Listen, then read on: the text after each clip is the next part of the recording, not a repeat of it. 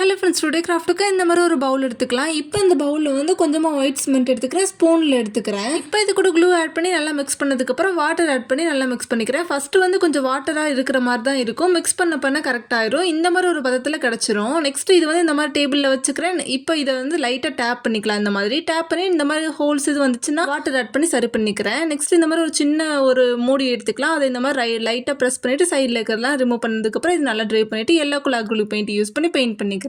Next வந்து red colour பேப்பர்ல வந்து இந்த மாதிரி ஹார்ட் ஷேப்ல கட் பண்ணி எடுத்துக்கிறேன். இது இந்த மாதிரி சென்டரா ஸ்டிக் பண்ணிக்கிறேன். ஸோ இப்போ வந்து black colour acrylic paint use பண்ணி மவுத் ட்ரா பண்ணிக்கிறேன். மவுத் ட்ரா பண்ணதுக்கு அப்புறம் பேக் சைடில் ஒரு மேக்னெட் எடுத்து ஸ்டிக் பண்ணிட்டு ஃப்ரிட்ஜில் எடுத்து ஸ்டிக் பண்ணிக்கிறேன். ஸோ இப்போ ஒரு ஸ்மைலி ஃப்ரிட்ஜ் மேக்னெட் பேக் பண்ணியாச்சு. ஸோ இந்த கிராஃப்ட் உங்களுக்கு பிடிச்சிருந்துச்சுன்னா மறக்காம ஃபாலோ பண்ணிக்கோங்க. தேங்க்ஸ் ஃபார் வாட்சிங்.